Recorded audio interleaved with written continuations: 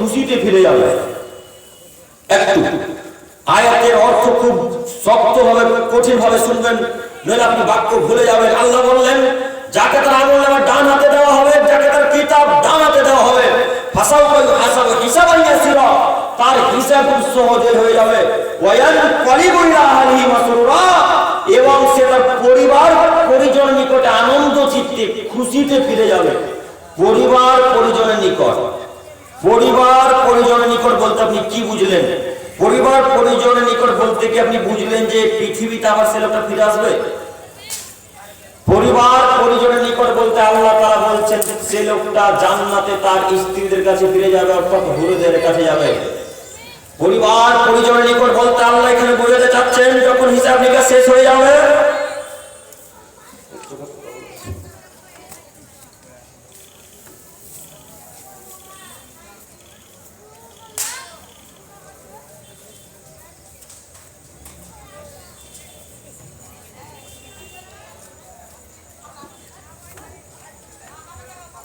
দেখছেন বিপদ কখন হবে, এটাও বিপদ। এখন যদি আমি বলতে হবে আমার চোখে ঢুকতে পেরে এত লোক বসে আছে, ওদের চোখ বাদ, কথা বুঝতে পারলেন না? এটাই বিপদ, এটাই হলো ধৈর্য। আপনাকে ধৈর্য দেখাচ্ছিলাম, আপনাকে ধৈর্য বাস্তব দেখাচ্ছে। তো আল্লাহ তাআলা বললেন যাকে তার আমলনামা ডান হাতে দেওয়া হবে, লোকটা আনন্দ চিত্তে সে তার পরিবার পরিজন নিকটে অর্থাৎ জান্নাতে ফিরে যাবে। আর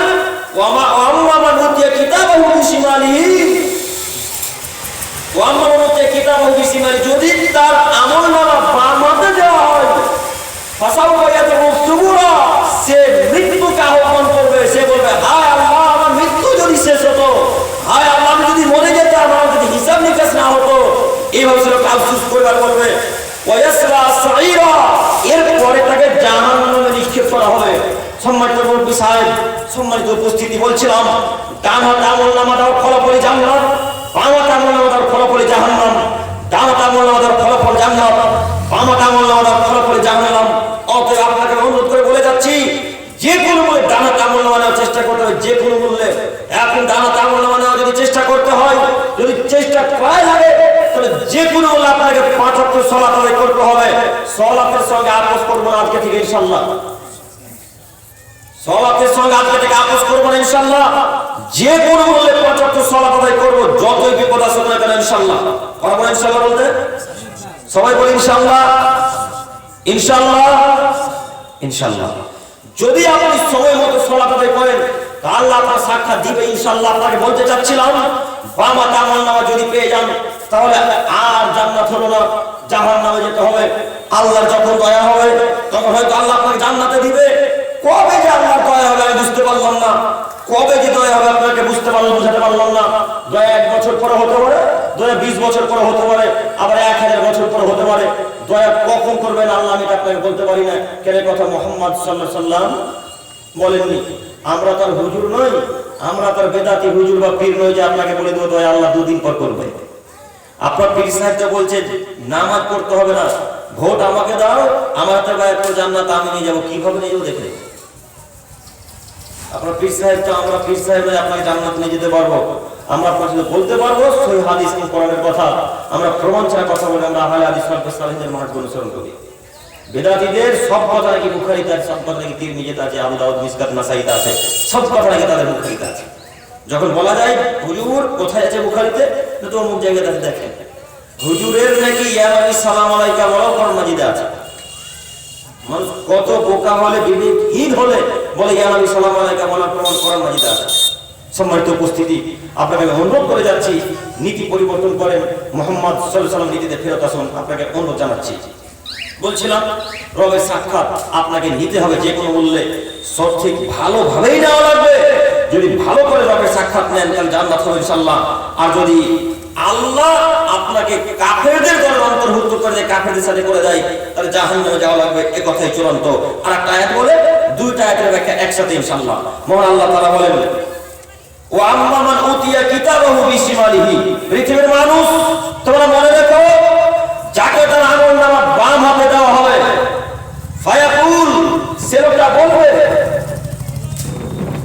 লাম উতা কিতাবিয়া, আমাকে যদি আমার আমলনামা না দেওয়া মা হিসাবিয়া, আমার হিসাব যদি না হতো, ইয়া লাইতাহা কানাতিল কাদিয়া, হায় আফসোস আমার মৃত্যু যদি শেষ হতো তাহলে কতই না ভালো হতো। মৃত্যুর পর মৃত মানুষদের তিনটা আফসোস। এক, আল্লাহকে বলবে আল্লাহ আমাকে যদি আমলনামা না দেওয়া হতো তাহলে কতই না ভালো হতো। দুই, আল্লাহ আমার যদি হিসাব না নেওয়া হতো তাহলে কতই না ভালো হতো। তিন, আল্লাহ আমার মৃত্যু যদি শেষ হতো আর কোন জীবন যদি না থাকতো তাহলে কতই না ভালো হতো। তাহলে জান্নাত জাহান্নামের প্রশ্ন আসতো না, আমাদেরকে জাহান্নামে যেতে হতো না। এটা মৃত মানুষদের আফসোস। সম্মানিত উপস্থিতি, সম্মানিত মুরব্বী সাহেব, সম্মানিত তিনি ভাই ও বোনেরা, মৃত্যুর পর আফসোস করে কোনো লাভ নেই। মৃত্যুর পর আফসোস করে কোনো লাভ নেই। আল্লাহ তাআলা অন্যত্র বলছেন, যখন মানুষ মারা যাবে, যখন তাকে পিটাতে শুরু করা হবে, ফেরেশতা মণ্ডলী যখন তাকে পিটাবেন, ফেরেশতা মণ্ডলী যখন তাকে পিটতে শুরু করবেন, লাঠি চার্জ করবেন, হাতুড় দিয়ে যখন পিটাতে শুরু করবেন, তখন এই লোকটা আল্লাহকে বলে, আল্লাহ আমাকে আরেকবার পৃথিবীর বুকে পাঠানো হোক, আমি পৃথিবীর বুকে গিয়ে ভালো কাজ করব। আল্লাহ আমাকে আরেকবার পৃথিবীর বুকে পাঠান, আমি পৃথিবীতে গিয়ে সালাত আদায় করব। আল্লাহ আপনি আমাকে আরেকবার পৃথিবীর বুকে পাঠান, আমি পৃথিবীর বুকে গিয়ে পিতামাতার সাথে ভালো আচরণ করব। তখন আল্লাহ বলেন, কাল্লা কখনো নয়, কাল্লা কখনো নয়, কাল্লা কখনো নয়, তোমাকে আর পৃথিবীর বুকে পাঠানো হবে না, তোমাকে আর পৃথিবীর বুকে পাঠানো হবে না। যদি আবার তোমাকে পৃথিবীর বুকে পাঠানো হয়, তুমি আবার সেই খারাপ কাজকর্ম করবে, তুমি আবার সেই জুয়ার আড্ডাতে গিয়ে বসবে, আবার সেই মদের আড্ডাতে গিয়ে বসবে, তোমাকে আর পৃথিবীর বুকে পাঠানো হবে না। এখানেই তুমি অনন্তকাল শাস্তি ভোগ করবে। মৃত্যুর পর আহ্বান, মৃত্যুর পর মৃতদের আফসোস।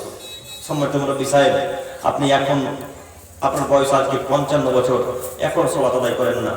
যখন কবরে রেখে চলে আসবে ছেলেরা, তখনই আল্লাহকে বলবেন, আল্লাহ আমাকে একবার পাঠান, আল্লাহ আমাকে একবার পৃথিবীর বুকে পাঠান, আমি এবার ভালো হয়ে যাব। আল্লাহ আমি আর জোয়ার আড্ডাতে যাব না, আল্লাহ আমি আর মদের আড্ডায় বসবো না, আল্লাহ তুমি আমাকে পাঠাও না, আমি এমন তোমার ইবাদত করবো তুমি খুশি হয়ে যাবে। এইভাবে আল্লাহকে বলেন, আল্লাহ আমার কথাকে মান্যতা দিবেন না। এত জোরে চিৎকার করবেন, এত জোরে কান্নাকাটি করবেন, এত জোরে চিৎকার করবেন। আল্লাহ বলছেন, পূর্ব থেকে পশ্চিম, উত্তর হতে দক্ষিণ, পূর্ব থেকে পশ্চিম, উত্তর হতে দক্ষিণ, যা কিছু আছে সবাই তার চিৎকার শব্দ শুনতে পাবে, সবাই তার চিৎকার শব্দ শুনতে পাবে। শুধুমাত্র মানুষ আর জিন শুনতে পাবে না, পৃথিবীতে তাছাড়া যা কিছু আছে সবাই তার চিৎকার শব্দ শুনতে পাবে। আমি আপনাকে বোঝাতে পারবো না লোকটাকে কত জোরে পিটানো হবে। আজ পর্যন্ত কোনো বৈজ্ঞানিক, আজ পর্যন্ত কোনো মানুষ এমন কোনো যন্ত্র, এমন কোনো আবিষ্কার করতে পারেনি, এমন কোনো বক্স আবিষ্কার করতে পারেনি যে এই হরিশ্চন্দ্রের উপরে আলোচনা হবে আর আমেরিকার মানুষ শুনতে পাবে। এমন কোনো আলোচনা, এমন কোনো যন্ত্র বৈজ্ঞানিক তৈরি করতে পারেনি যে এইখানকার আওয়াজ ইন্টারনেট ছাড়াই আমেরিকার লন্ডনের মানুষ শুনতে পাবে। এরকম আবিষ্কার, এমন কোনো যন্ত্র আজ পর্যন্ত বিজ্ঞানী তৈরি করতে পেরেছে? ভবিষ্যতে কেমন পর্যন্ত পারবো না ইনশাআল্লাহ। আল্লাহ নবী বলছেন, কবরবাসীকে যখন পিটানো হবে তখন এই লোকটার শব্দ পূর্ব থেকে পশ্চিম, উত্তর হতে দক্ষিণে যা কিছু আছে, গরু, ছাগল, উট, দুম্বা, ভেড়া, পশু, প্রাণী, কীট পতঙ্গ, জড়বস্তু, জড় পদার্থ, সবাই এর একটা চিৎকার শব্দ শুনতে পায়, শুধু মানুষ আর জিন পায় না। যদি মানুষ আর জিন এই লোকটার চিৎকার শব্দ শুনতে পেত, মানুষ আর মানুষ থাকতো না, মানুষ সব পাগল হয়ে যেত, মানুষ সব গরু ছাগলের মতো চলে চলতো। তাই তো আল্লাহ নবী আল্লাহর কাছে দোয়া করলেন না যে আল্লাহ কবরে আজাব যেন মানুষ শুনতে পায়। আল্লাহ নবী রাস্তাতে চলে যাচ্ছিলেন, একটা লোকের কবর, বান্নাজ্জার গোত্রের একটা লোকের কবর আজাব হচ্ছে। বান্নাজ্জার একটা গোত্রের নাম, বান্নাজ্জার গোত্রের একটি কবর আজাব হচ্ছে। বান্নাজ্জার গোত্রে বাগান দিয়ে চলে যাওয়ার সময় লোকটার কবর আজাব হচ্ছে। তখন আল্লাহ নবী সঙ্গে সঙ্গে বলতে লাগলেন, আল্লাহুম্মা নাউযুবিকা মিন আযাবিল কবর, আল্লাহ তুমি আমাদেরকে কবর আজাব থেকে রক্ষা করো, আল্লাহ তুমি আমাদেরকে কবর আজাব থেকে রক্ষা করো। এই কথা বলতে বলতে সাহাবাদেরকে বললেন, এই সঙ্গী সাহাবাইগণ তোমরাও বলো, আল্লাহুম্মা নাউযুবিকা মিন আযাবিল কবর, হে আল্লাহ তুমি আমাদেরকে কবর শাস্তি থেকে রক্ষা করো, আল্লাহ তুমি আমাদেরকে কবর শাস্তি থেকে রক্ষা করো, আল্লাহ তুমি আমাদেরকে কবর শাস্তি থেকে রক্ষা করো। এইভাবে সাহাবাদেরকে আল্লাহ নবী বলতে আছেন, বলতে বলতে বলতে বলতে এক পর্যায়ে বলছেন, শোনো, আমি যদি এখন আল্লাহকে বলতাম, আল্লাহ আমার উম্মতি যেন কবর আজাব শুনতে পাই, আমার উম্মতি যেন কবর আজাব বুঝতে পারে, এই দোয়া যদি আমি আল্লাহর কাছে করতাম, আল্লাহ আমার দোয়া কবুল করতো। আমি এই জন্যই দোয়া করলাম না যে আল্লাহকে যদি দোয়া করে দিতাম আল্লাহর কাছে, আল্লাহ দোয়া কবুল করে দিত। আর মানুষ যখন কবর আজাব শুনতো তখন মানুষ পাগল হয়ে যেত, মানুষ আর মানুষ থাকতো না। তাই আমি তোমাদের জন্য এই দোয়া করলাম না, তাই তোমরা আজকে কবর আজাব শুনতে পাও না। আপনাকে কি বোঝাতে পারছি কবর আজাব কত কঠিন? আপনাকে কি দিয়ে বুঝাবো বলেন মুরব্বী সাহেব? সম্মানিত যুবক ভাই, আপনাকে অনুরোধ জানাচ্ছি, কিয়ামতের মাঠ অতীব জটিল। কবর যত কঠিন তার চেয়ে কিয়ামতের মাঠ অনেক অনেক অনেক বেশি কঠিন। আপনাকে অনুরোধ জানাচ্ছি, পৃথিবীতেই যা করার করতে হবে। পৃথিবীতেই পাপ হয়ে গেছে, এখন আল্লাহকে বলেন, আল্লাহ ভুল করে পাপ করে তুমি ক্ষমা করো। আজকে যে বাজারে ঘুরেছেন পাপ হয়নি কি? পাপ হয়েছে তো? কথা বলে না, হয়েছে না? পাপ হয়েছে। এখন যদি আল্লাহকে বলেন, আল্লাহ ভুল হয়ে গেছে বাবু, আর করবো পরবর্তী জালসাতে আর কোনদিন পাই মেলাতে যাবো না, আল্লাহ তুমি ক্ষমা করো, আল্লাহ তুমি ক্ষমা করো, আল্লাহ তুমি ক্ষমা করো। আল্লাহ ক্ষমা করবেন না? জি করবেন তো? আল্লাহ ক্ষমা করবেন না। এই ভুলটা যদি মরার পর বলেন তাহলে আল্লাহ ক্ষমা করবেন। কথা বুঝতে পারলাম? তাহলে আপনার করণীয় এখন কি বলেন তো দেখি? এখন আলোচনা শোনার পরে 2 রাকাত বাড়িতে গিয়ে সালাত আদায় করবো। 2 রাকাত সালাত আদায় করে এরপর আল্লাহকে বলবো, আল্লাহ অনেক পাপ হয়েছে আজকে, হয়তো আল্লাহ তুমি ক্ষমা করো। আল্লাহ মানুষ তো, পাপ তো হবেই। এইভাবে বলতে বলতে 2 চোখের পানি একবার ফেলে দেন, ইনশাআল্লাহ যত পাপ করেছেন জীবনে সব পাপ আল্লাহ ক্ষমা করে দেবে ইনশাআল্লাহ। শুধু চাইতে শিখতে হয়। চাওয়াই তো আমরা শিখলাম না। ফকির একটা চাইতে জানে মানুষের কাছে, কিন্তু আমরা মানুষ আল্লাহ কাছে চাইতে জানলাম না। ফকির বাড়িতে গিয়ে হঠাৎ বলে না যে 2 টাকা দেন বা 10 টাকা দেন, বলে আগে গিয়ে কথাবার্তা বলে, অনেক কিছু বলার পর তখন আল্লাহকে, তখন মালিককে, বাড়ির মালিককে বলে, আমার মেয়ের বিবাহ দিচ্ছি তো 20,000 টাকা খরচ হবে, তাহলে এত টাকা নিয়ে আসতে পারছি না, এক জায়গায় বুঝতে পারি না, তো আপনি যদি আমাকে 20 টাকা 1 টাকা দিতেন তো খুব উপকার হয়। তো লোকটার মন বলবে না, বলবে না, দিবে ইনশাল্লাহ। তো আপনি এত পাপের পাপী, এত পাপ করেছেন, পাপ করে এসে আল্লাহ আল্লাহ ক্ষমা করো, আল্লাহ ক্ষমা করো, আল্লাহ ক্ষমা করো, আল্লাহ ক্ষমা করো না, আল্লাহ ক্ষমা করবেন। তাবদুল করেছেন আল্লাহকে বলবো কিভাবে? আল্লাহকে বলতে হবে, প্রথমে আগে সূরা ফাতিহা পাঠ করবেন, তারপরে মুহাম্মদ সাল্লাল্লাহু আলাইহি ওয়াসাল্লামের দরুদ পাঠ করবেন, তারপরে আরবিতে যত যা কিছু জানেন বলবেন, তারপরে বাংলাতে এবার আল্লাহ প্রসঙ্গ শুরু করেন। আল্লাহকে বলেন, আল্লাহ তুমি দয়াবান, তুমি ক্ষমাবান, তুমি রহমান, তুমি সবকিছু পারো, তুমি জান্নাতের মালিক, তুমি জাহান্নামের মালিক, তুমি কবরের মালিক, তুমি সারা পৃথিবীর মালিক, তুমি বাদশার বাদশাহ, রাজা রাজা, সব কিছু প্রশংসা করার পর এবার পাপকে স্বীকার করে বলেন, আল্লাহ আজকে আমগর ঘাটে যার সাথে মেলা হয়েছিল, তো আল্লাহ মেলাতে ঘুরেছি, মাবু তুমি আমাকে ক্ষমা করো, আল্লাহ তুমি ক্ষমা করো। আল্লাহ এক পর্যায়ে বলবেন, যা তুমি ক্ষমা করে। এইটা আল্লাহর দয়া। শুধু প্রশংসা করতে হয়, প্রশংসা যদি না করে আল্লাহ ক্ষমা করবে না। হঠাৎ যদি বলে আল্লাহ ক্ষমা করো, ক্ষমা করবে না। দোয়া করার একটা টেকনিক আছে, মনে থাকবে ইনশাআল্লাহ। প্রথমে কি বলবো? সূরা ফাতিহা, তারপর মুহাম্মদ সাল্লাল্লাহু আলাইহি ওয়াসাল্লামের উপর দরুদ, তারপর আরবিতে যা যা জানি তা বলবো, তারপর বাংলাতে আবার শুরু করবো, আল্লাহ তুমি অমুক তমুক সব বলবো। এরপরে পাপ স্বীকার করবেন, পাপ স্বীকার করবেন, যে পাপটা করেছেন পাপটা স্বীকার করে আল্লাহকে বলবেন, আল্লাহ আমার পাপ করেছি, ক্ষমা করো। কথা বুঝতে পারেননি? দেখবেন আল্লাহ ইনশাআল্লাহ এক পর্যায়ে ক্ষমা করে দেবে। সম্মানিত মুরব্বী সাহেব, আমি বলতে চাচ্ছিলাম, ইহকালে চাও যত যা কিছু করেছেন সব পাপ ক্ষমা করে দেবেন আল্লাহ, কিন্তু মৃত্যুর পর যদি আহ্বান করেন, আফসোস করেন, আল্লাহ তাআলা আর পৃথিবীর বুকে পাঠাবেন না, আর পৃথিবীর বুকে সুযোগ নেই। অতএব আমি আপনার দিনী ভাই হিসাবে, নাতি হিসেবে, পোতা হিসেবে আপনাকে অনুরোধ জানাচ্ছি যে আজকের পর থেকে যে কোনো মূল্যে 5 ওয়াক্ত সালাত আদায় করব ইনশাআল্লাহ।